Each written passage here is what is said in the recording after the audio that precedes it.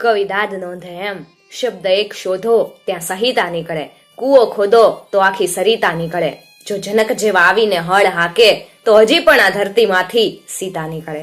સાવ અલગ જ તાસીર છે આ ભૂમિની કે મહાભારત વાવો ને ગીતા નીકળે.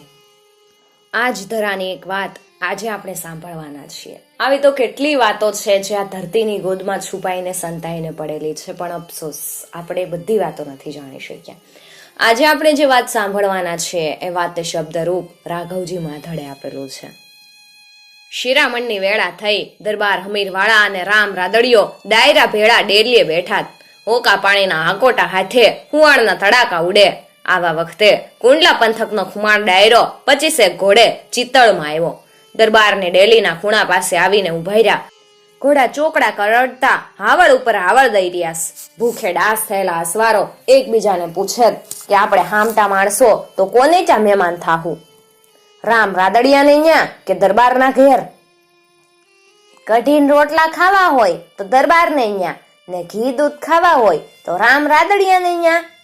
ખુમાણ ડાયરાની આ વાત દરબાર હમીરવાળાએ અને રામ રાદડિયાએ ડેલીમાં બેઠા બેઠા જ કાનો કાન સાંભળી. દરબારે રામ સામે જોઈ અને મોઢું મલકાવીને હળવેકથી કીધું, રામને ઘેર જાઉં બા, મારે ઘેર તો કઢીને રોટલા. દરબારનું વેણ સાંભળતા જ રામ રાદડિયો ભારે ભોઠા પણ અનુભવવા લાગ્યા. એનું મોં કાળું ઠણક થઈ ગયું. દરબારને માઠું લાગ્યું. અરે હાડો હાડ લાગી ગયું. ખુમાણ ડાયરાની વાત એની છાતીમાં આર પાર નીકળી ગઈ.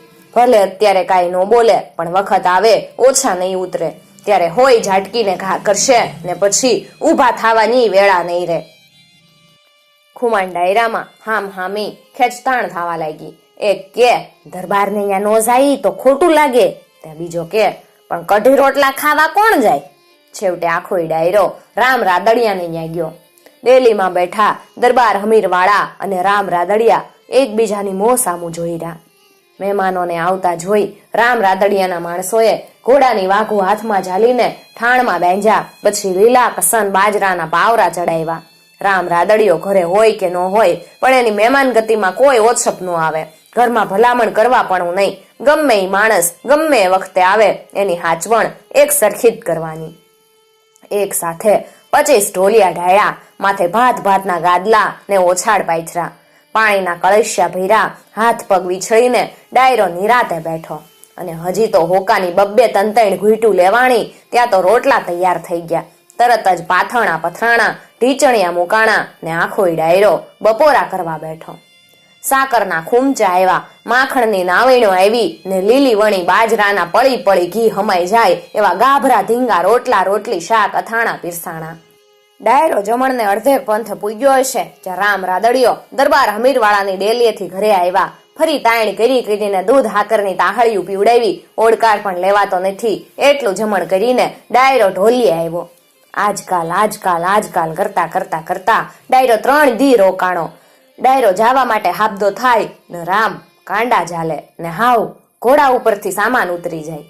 ચોથા દિવસની હવારે ડાયરો છાશું પીને ઘોડા ઉપર પલાણ નાખે ત્યાં દરબાર હમીરવાળા આવીને ઉભા રહ્યા. દરબારને આમ ઓચિંતાના આવતા જોઈ અને રામના મનમાં ત્રાસકો પડ્યો. નક્કી ભાગાઈ કરશે, સૌની હાજરીમાં જ વેર વાળશે, અથવા તો એકાદ એવું વહમું વેણ કહે ને કે કરાવ્યા ઉપર પાણી ફરી વળશે.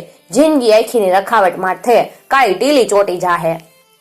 ત્યાં દરબારે ખુમાણ ડાયરાને તાણ કરતા કીધું, આજ તો સૌ ડાયરો રોકાઈ જાવ ને બા. કેમ બાપુ, આજ વળી એવું કાંઈ છે? એક બટક બોલા કાઠીએ વચ્ચે જ ફાડ મારી. હા બા, રામ રાદડિયાને આવડો મોટો ઘર ખરસ છે તો મારે એને ગામ આપવું છે.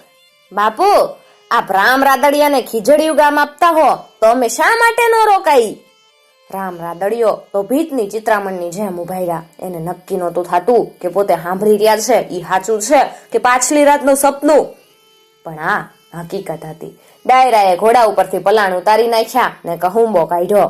દરબાર હમીરવાળાએ તાંબાના પતરા ઉપર લખત કરાયું કે રામ રાદડિયાના ઘર ખર્ચ માટે ખીજડીયું ગામ આપું છું. અને લેખક શ્રી નોંધ કરે, આજે પણ અમરેલી અને ચિત્તળ પાસેનું આ ગામ ખીજડીયા રાદડિયા તરીકે ઓળખાય છે. તમે જો અમરેલીના હોવ અને કદાચ તમે આ ગામના હોવ તો અમને કમેન્ટ દ્વારા જરૂર જણાવી શકો છો, જેથી અમને પણ જાણ થાય કે આ વાત છે એના પુરાવા તરીકે એ જ ગામના લોકો આ વાતો સાંભળે છે. જે પણ હોય, પણ આવા હતા એ સમયના માણસો અને આવી હતી એની મોટાઈ, એની વેર લેવાની વૃત્તિ પણ કંઈક આવી હતી કે સામેવાળાનું દિલ જીતી લે.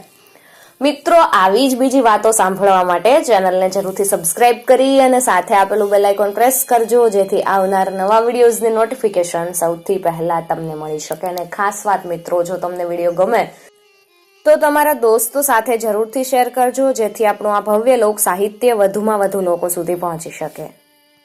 અને ખાસ વાત કે અમારો ઉદ્દેશ ફક્ત અને ફક્ત આપણા વિસરાઈ જતા લોક સાહિત્ય અને ઐતિહાસિક વાતોને વધુમાં વધુ લોકો સુધી પહોંચાડવાનો છે. કોઈ ધર્મ, સંપ્રદાય કે જ્ઞાતિ જાતિને ઠેસ પહોંચાડવાનો કે એનો પ્રચાર પ્રસાર કરવાનો અમારો કોઈ ઈરાદો નથી.